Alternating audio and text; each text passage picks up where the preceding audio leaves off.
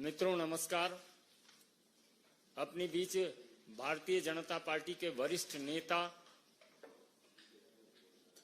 केंद्रीय विदेश मंत्री माननीय एस जयशंकर जी आपको संबोधित करेंगे। मेरा विनम्र निवेदन है माननीय जयशंकर जी से कि आपको संबोधित करें।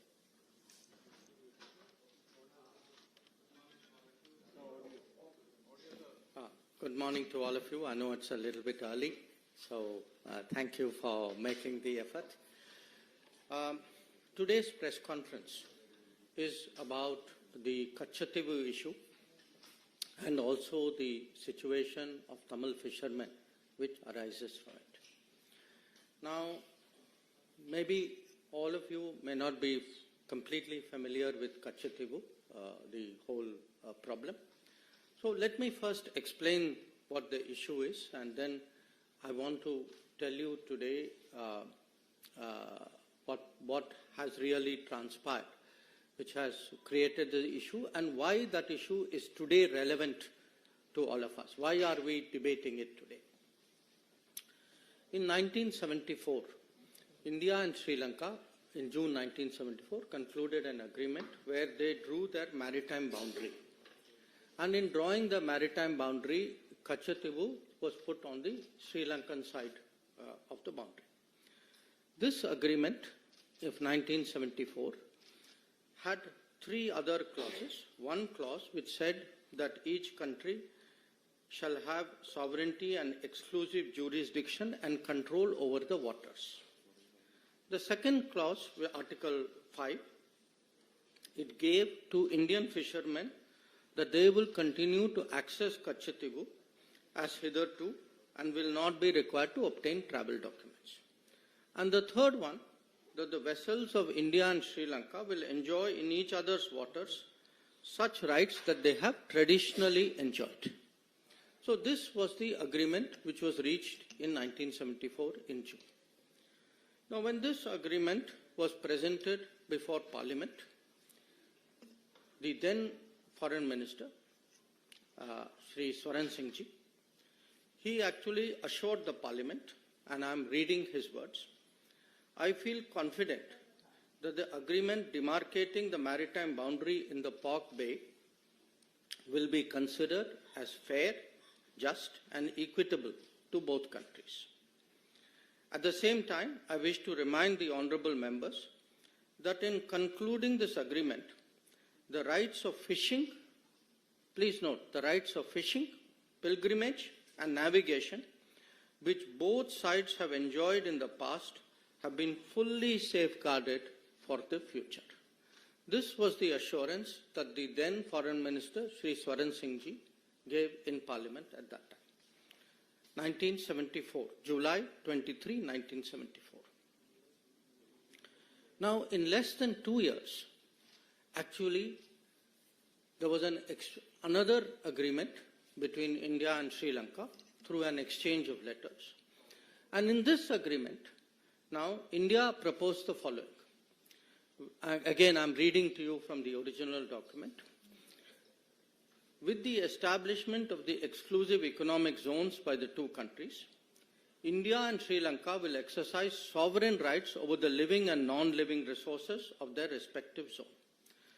The fishing vessels and fishermen of India shall not engage in fishing in the historic waters, the territorial sea, and the exclusive zone of Sri Lanka.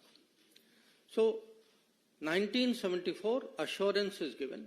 By 1976, an agreement is concluded which actually gives away this assurance. Now, once this agreement in 1976 was concluded, there then evolved a position, a standard position you can say, of the government on this matter. And I'm reading to you an example. This is from 2006.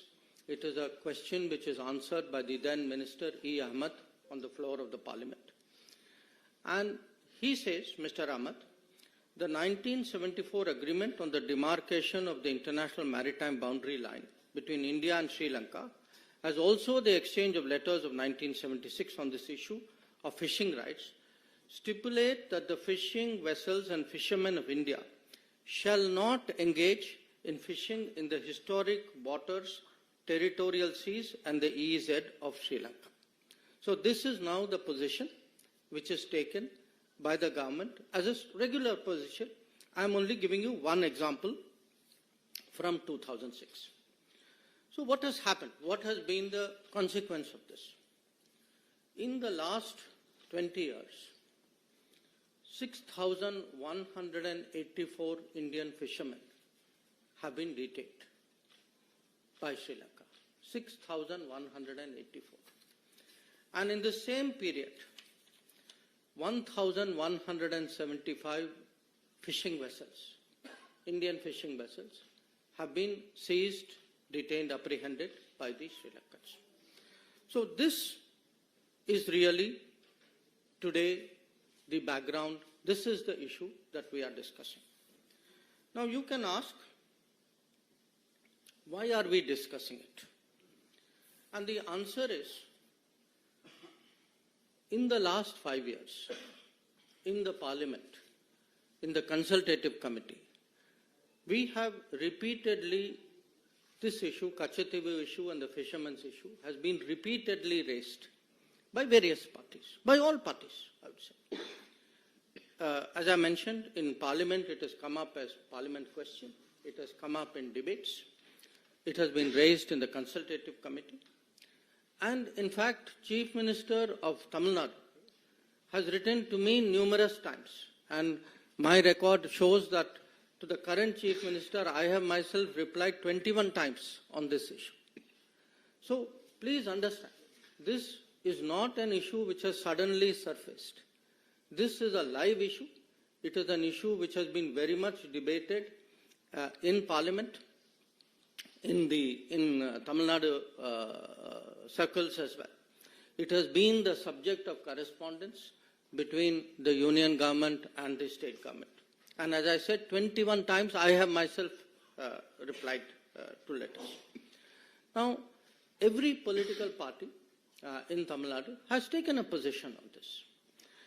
And here, one of the reasons why we are debating it is, in looking at these two issues, the Katchatheevu issue and the fishermen issue, two parties, the Congress and the DMK, have approached this matter as though they have no responsibility for it, as though the situation is for central government, today's central government, for them to resolve. There is no history to this. This has just happened. They are the people who are taking up the cause. That is the way they would like to project it. So the purpose of the press conference today, why I am talking to all of you, is we believe that the public has a right to know. The public has a right to know how did this situation come about. How was Katchatheevu, how was the 1974 agreement reached? How was Katchatheevu given away? How was the fishing issue handled? Because please understand, the fishing issue actually emanated from a 1976 agreement. So there are two agreements we are talking about. So because these have been live issues, because they have been discussed earlier also in Parliament, two documents were sought from us as an RTI request. And these were provided. One was a document about Ministry of External Affairs, summary background note for the meeting of the Informal Consultative Committee in 1968 on this issue.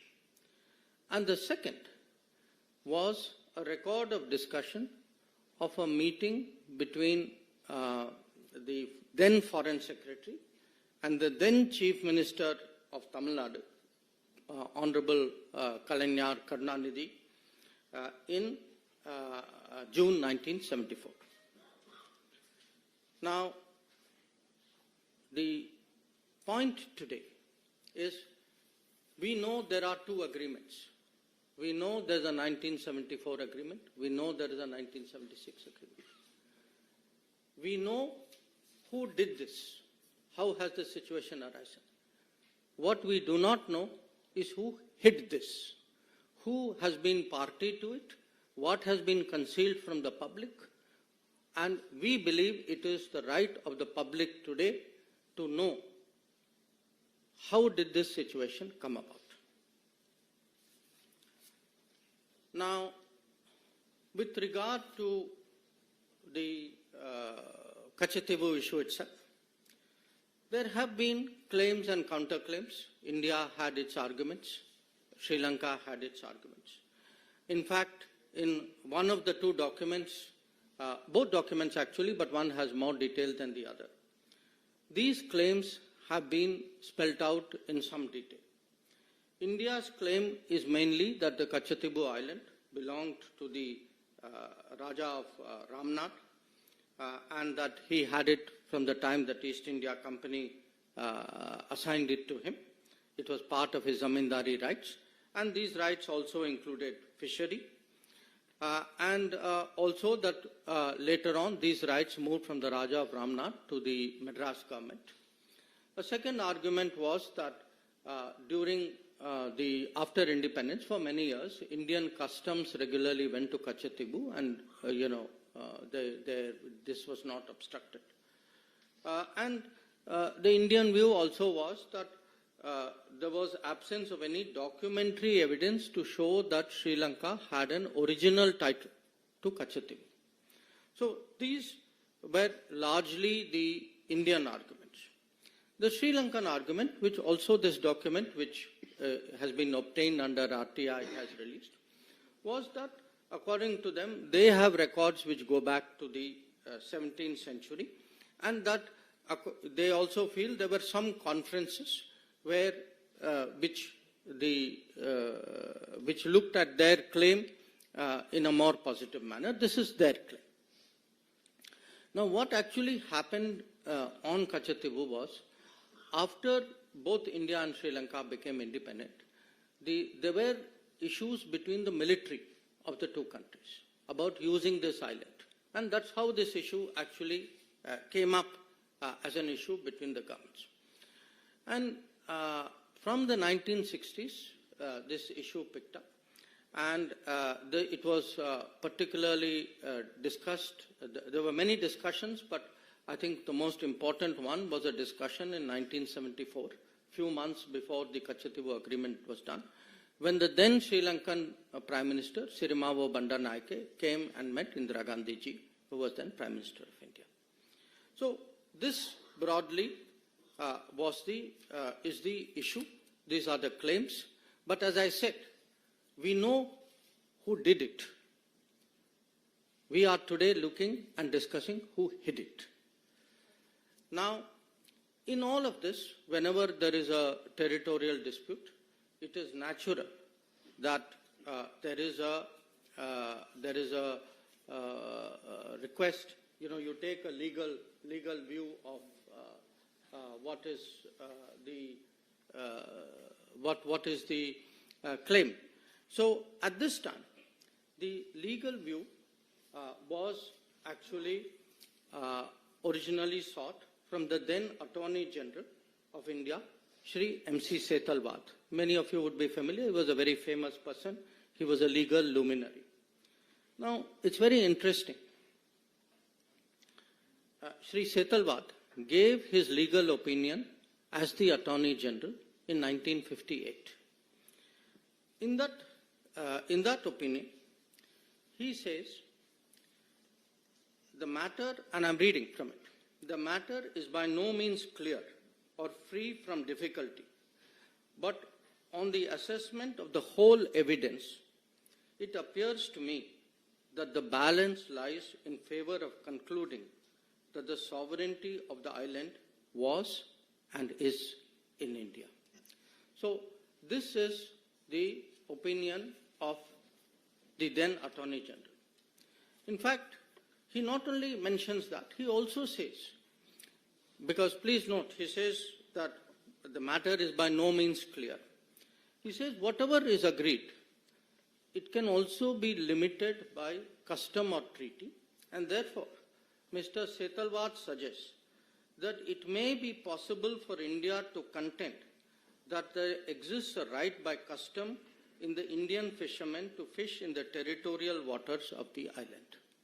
So, essentially, the Attorney General is saying that the balance of the balance is something which goes in favor of India. But even if it doesn't, there is still a case. There is still a case to insist on fishing rights, access of Indian fishermen to the waters of this island. Now, interestingly, other than the Attorney General, you know, the Ministry of External Affairs also has a legal department. So, we had a gentleman there at that time called Dr. K. Krishna Rao. He was a very eminent person dealing with international law. And Mr. K. Krishna Rao also takes a very interesting view. He says, I'm not suggesting that we have no case at all, but I submit that our legal case in this connection may be used to obtain fishing rights around the island. So, what we have essentially is, you have the main legal people, and please bear in mind, we are talking 1958 and 1960. The main people actually saying, look, we have a case, it may not be 100% case, we don't know where this case may go, but at least we should insist minimum that we should get fishing rights. And as I told you at the beginning, the island was also given away in 1974 and the fishing rights were also given away in 76. And whether in 74 itself, was there any sincere effort to press for fishing rights? I think I'll leave it to you to conclude because 1976 shows otherwise. Now, if this is the situation, you will ask, how did this happen? Now, how did this happen has many aspects to it. One, and perhaps to me the most basic, I would say recurring one, is actually the indifference shown by the central government, by the prime ministers of the day then, about the territory of India. That fact is, they simply did not care. And to demonstrate that, I think if one looks at, again, this is there in one of the documents of the released under RTI. This is an observation by the then Prime Minister Jawaharlal Nehru in May of 1961. He says, he writes, I attach no importance at all to this little island, and I would have no hesitation in giving up our claim to it. I do not like matters like this pending indefinitely and being raised again and again in Parliament. So, to Pandit Nehru, this was a little island. It had no importance. He saw it as a nuisance. Why are people bringing it up again and again in Parliament? So, for him, the sooner you give it away, the better. Now, you can say, okay, this was Pandit Nehru's view. Now, I want to read to you. Actually, this was not just Pandit Nehru's view. This view continued on to Indira Gandhi ji as well. So, it's very interesting. If one goes through the records of Parliament, we are now looking, I'm fast forwarding it to the time when Katchatheevu agreement is done. There is a member of Parliament called G. Vishwanathan from Tamil Nadu. And he says, this is I'm quoting from Parliament records, we are worried about Diego Garcia, thousands of miles away from Indian territory, but we are not worried about this small island. When we speak of it, the Prime Minister, he's talking about Indira Gandhi ji, the Prime Minister is said to have remarked in the AICC meeting that this is a little rock. I am reminded of those days when Pandit Nehru called about our northern boundary as a place where not a blade of grass grew. I would like to remind the Prime Minister that after this historic statement by Prime Minister Nehru, Pandit Nehru never regained the confidence of the country. This is going to happen to the Prime Minister when she says this is only a little rock and that there is nothing to worry about the territories of our country. So, as you can see, this is not just one Prime Minister, whether it was Pandit Nehru or whether it was Indira Gandhi. This very dismissive attitude, this little rock, this small island of no importance, this was the historic Congress attitude towards Katchatheevu. Now, again, please don't think it's an individual view. This was actually, in a way, had seeped into the party thinking. So, I will give you another example of it.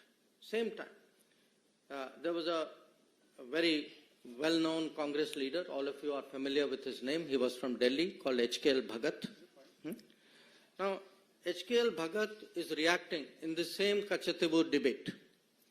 So, he says, and I'm quoting from the parliamentary record, he says, my honorable friend from the DMK was just now talking about Katchatheevu, the island. It appears to me that the DMK thinks that probably they can desperately cling to this issue and survive in Tamil Nadu. The Jansangh at one time thought they could survive by clinging on to Kutch, but they failed. The DMK is also bound to fail because people of India and the people of Tamil Nadu are mature enough to see that it is in the interest of India, a big and great country, to keep her neighbors, particularly her small neighbors, satisfied. So, please appreciate today how strong, how deep, how pervasive this thinking was. For them sitting in Delhi, this island, this small rock, this island of no importance, this did not matter. It was an inconvenience to be given away so that they, in their minds, could actually not just have good relations with a neighbor. They found it irritating, it was coming up in parliament. For them, it was a headache. So, they saw the territory of India. And when someone says Jansangh also had the same view, yes, there were parties for whom every millimeter of Indian territory mattered. Apparently, there were parties to whom even large tracts of Indian territory, as we saw in Aksai Chin, did not matter. Now, so far, I have spoken about what was the approach of the central government and of the Congress party. But you have to ask yourself, would it have been possible if there was no connivance at the state level? Now, since 1974, we have heard protestations from the state government, then state government, from the DMK. As I pointed out, I get so many letters even now from the Chief Minister of the DMK. So, I want to now turn the focus to the second document of the RTI. This is a document which is a record of a meeting on 19 June 1974, which is held in Fort St. George, the Secretariat, Tamil Nadu Secretariat conference room, where the Foreign Secretary, accompanied by the Director of the Historical Division, he calls on the then Chief Minister of Tamil Nadu, Kalaignar Karunanidhi, and present there are the Tamil Nadu Chief Secretary, gentleman called P. Sabanayakam, and the Home Secretary, a gentleman called S.P. Ambrose. Now, I want to share with you the relevant part of this, because this will now answer the question, not just the question who did it, but the question who hid it also. After the exchange of courtesies, Foreign Secretary, recalling the talks he had in New Delhi with the Chief Minister in 13th October 1973. So please note, we are talking 19 June 74. So talks have been going on between the Foreign Ministry, Union Government and the Chief Minister from 1973. So recalling 13th October 1973 and with the Chief Minister, Secretary and other officials of Tamil Nadu in Madras on 14th October 1973, before the Indo-Sri Lanka official level talks in Colombo on 15-16 October 1973. So the key point is, 1 year before the Katchatheevu agreement, already then Union government and then state government led by DMK were already, the Chief Minister, up to the level of Chief Minister, were already discussing this agreement, and they are discussing this agreement before they actually go into talks with Sri Lanka. Now then it says, Foreign Secretary said, the purpose was to keep the Tamil Nadu government fully informed. Please note these words, fully informed of the developments in the talks with Sri Lanka and get the benefit of the views and negotiations of the Tamil Nadu, views and suggestions of the Tamil Nadu authorities. So this is actually the truth. The truth is, for a party which has been saying, how was Katchatheevu given away? How was state government not consulted? How could the union government have done this? The fact is that actually there were consultations going on. They were kept fully informed. And please, when you hear the rest of it, you will see that it is much more than this. So I am now reading another part of the document. Foreign Secretary then said that he had the authority of the Prime Minister and the Foreign Minister to put forward to the Chief Minister of Tamil Nadu for his consideration a compromise proposal which would divide the historic waters in the Park Bay. So here it is. It is not even that they are being informed after the event. They are actually being consulted 1 year ahead. The key proposal is now actually being put forward to the Chief Minister. And the Foreign Secretary then proceeds, the next paragraph will show, he proceeds to explain this in great length. Now, at the end of the conversation, again I am quoting from the document, on the substance of the proposal, the Chief Minister indicated that he was inclined to accept the suggested solution. Then it goes on. The Chief Minister, having once again signified his general acceptance of the suggested solution, said that for obvious political reasons, he could not be expected to take a public stand in favor of it. The Chief Minister, however, assured Foreign Secretary that he will help keep the reaction at a low key and will not allow it to be played up. The Foreign Secretary appreciated this gesture and stressed that nothing should be done to embarrass the central government or turn this affair into an issue between the center and the state.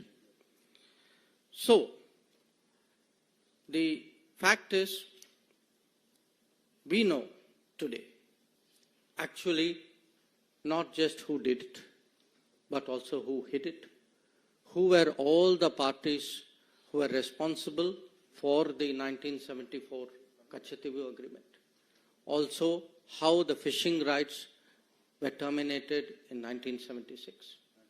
So, if we have today a situation, as I shared with all of you, that in the last 20 years, if 6,184 fishermen were detained, if 1,175 boats were detained, you all know who is responsible. So, for today, it is important for the public to know, it is important for the people to judge. This issue has actually been hidden too long from the gaze of the public. So, we believe today that at a time when there are big debates and decisions going on in this country, that the full truth on Katchatheevu and on Tamil fishermen's activities and right of living should be placed before the public. That was the purpose for this press conference. I thank you for your attention in listening to me.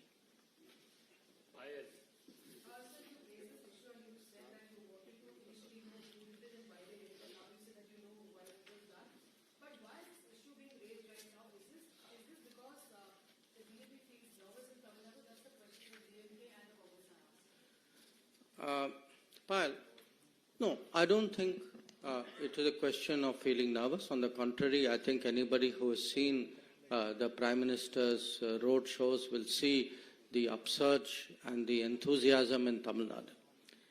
It is being raised because it has been very much a public issue. I mean, as I said, look, 5 years. I myself have written 21 times to the Chief Minister Stalin of Tamil Nadu. Every meeting, please look at the parliament records. Anything, there was a discussion even on an anti-piracy legislation. The DMK members stood up immediately and said, Katchatheevu, Tamil Nadu fishermen, we support it. But they should take responsibility for the actions of, their leader and their party and the state government which they led. And so should the Congress.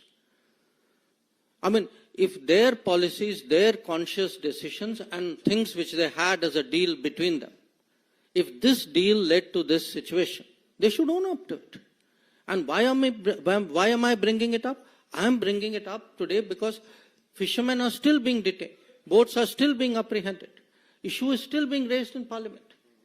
But it's being raised in Parliament by two parties who actually did it and say, oh, I had nothing to do with this. So I think the truth must come out. Deepika Rathod, please. Deepika Rathod. No, sorry, your question is on this topic? Let me take the question on the topic.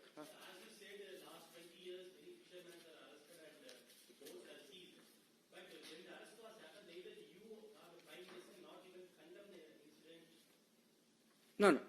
Excuse me. Whenever there was an arrest, how do you think the people got released? They got released due to our efforts.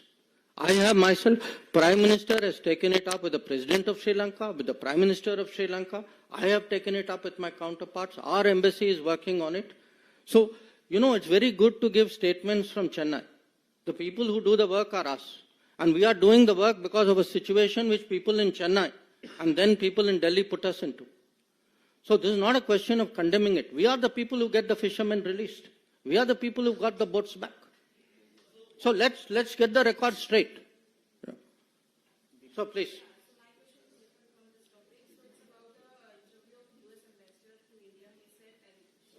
No, wait. First, let's take questions on this topic. Basudha.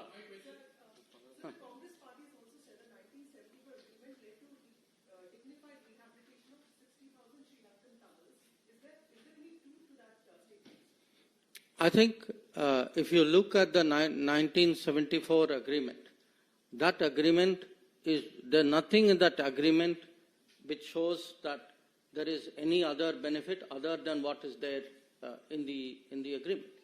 See, what is very troubling? What is troubling is, okay, there was a 1974 agreement. You know the controversy about that. You all know that this matter has gone to Supreme Court. It is sub judice out there. Then, after giving assurance in 1974 that nothing has actually changed, in less than 2 years, actually the fishing rights change. Okay. Then, now two things have happened. After that, to pretend that I have nothing to do with this, that, somehow the government of the day has to deal with it. I mean, this gentleman is asking me, why Prime Minister and you have not condemned it. Look at the people who created the problem in the first place. They are washing their hands of it as though they had nothing to do with it. We are the people who today are facing the consequences and trying to help the fishermen of Tamil Nadu. Sir, the economic impact, almost 50 years, 48 years to be precise, since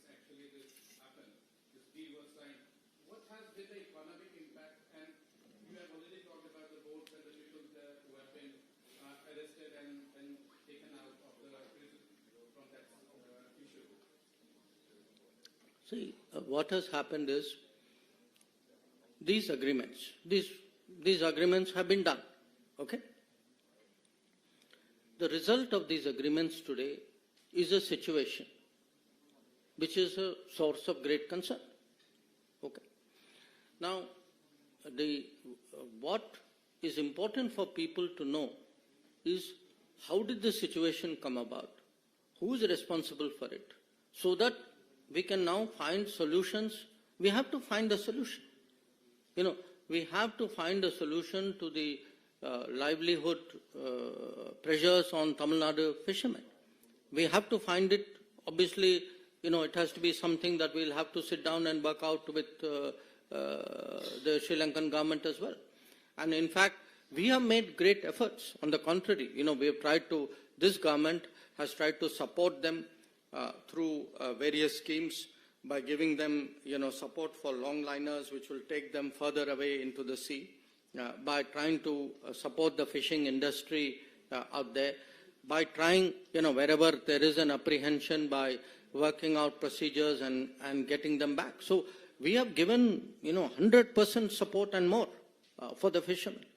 But somewhere we have to be honest about how this situation came about. And I think particularly because people are politically posturing, you know, the same people who connived at all this are today standing up and trying to pretend to be champions of this fishermen.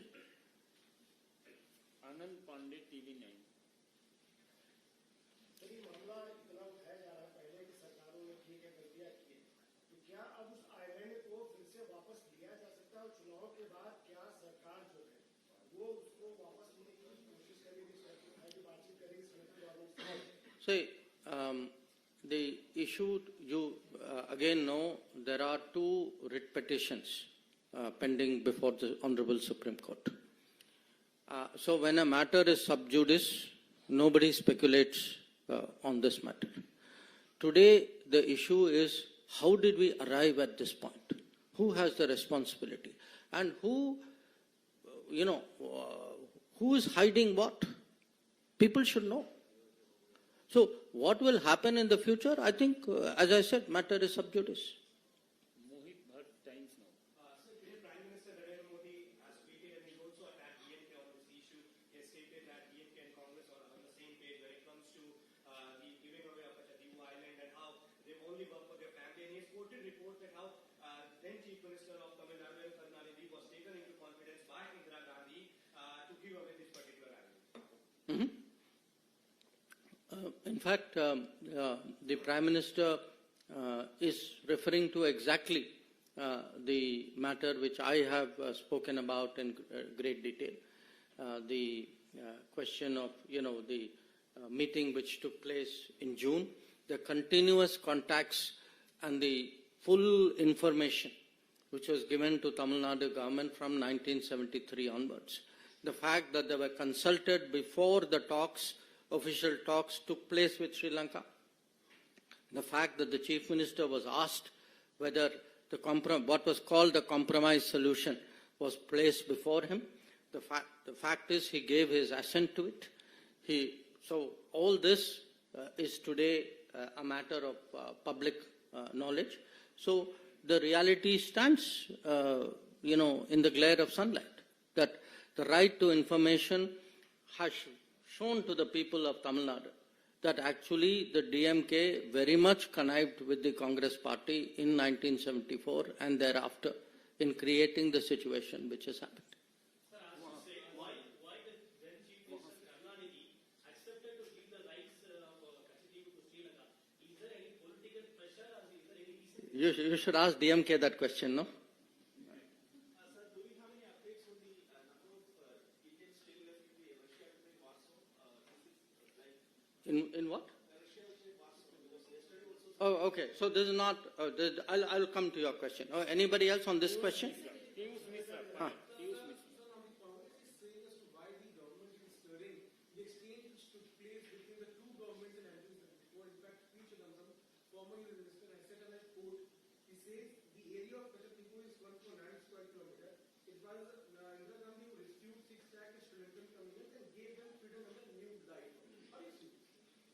No, I think, frankly, this is a cover-up for something which was done. You know, if there was any such consideration, we would see it in the records. The record is very clear. What does the record say? The record says, Pandit Nehru said that this is a small island of no importance. The record says Indira Gandhi said this is a little rock which doesn't matter. First you say it doesn't matter. Now you claim that you actually got something for it. There's nothing to show that. So there's no doubt whatsoever that we are approaching the poll season. Through this press conference, through the documents that have been released, what is the message that the BJP is trying to give to the people of Tamil Nadu vis-a-vis political impact? No, look, I think it is important for the people of Tamil Nadu to know the truth about a very emotive issue on which the public has been misled for many, many years. The purpose, there is only one purpose for this press conference. That purpose is the public has the right to know. The public in Tamil Nadu particularly has a right to know about an issue on which there has been so much debate in the last 50 years. We need TV 18. Sir आपने बहुत अच्छे से इस मुद्दे को कच्छातीवु का जो मुद्दा था उसे समझाया, लेकिन अब बीजेपी क्या चाहती है? कच्छातीवु को वापस भारत में ले लेना चाहिए। बीजेपी का क्या चाहती है? I have already answered that question. Huh? You already had two chances, please. Sorry? I think all of you are asking what I have already answered. The matter is sub judice before the Honorable Supreme Court. So let us do one thing. I think two of you had different questions. First she asked first. Please allow me.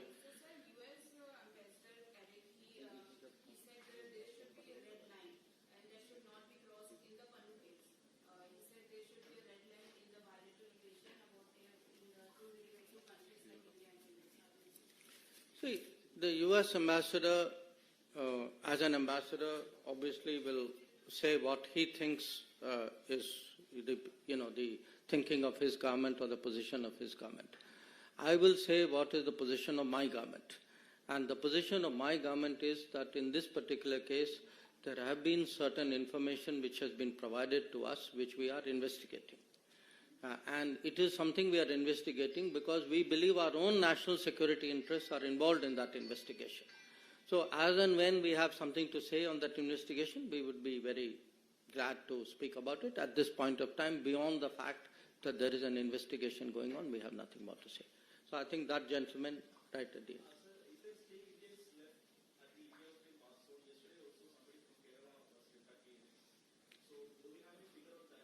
You know, I had the Ukrainian foreign minister in Delhi just 2 days, 3 days ago. And my understanding is, yes, there are some Indians, there are some people who are working there, some people who are studying there. There are different people who are doing different things. So there are some people who have chosen to go back.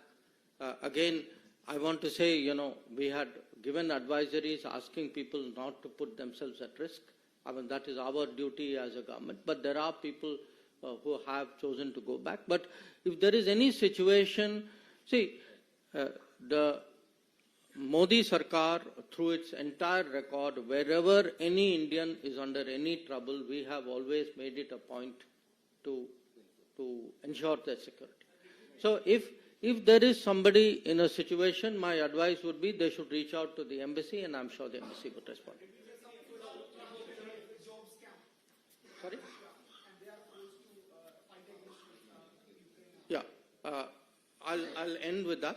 I think in that case, we have taken it up very, very strongly with the Russian government, and we are trying to get all these people back to India safely.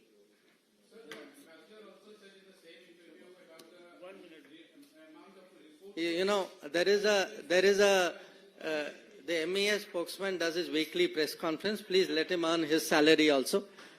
So I think today the purpose of my press conference was on one issue, and once again I thank you all for making the effort to come in the morning.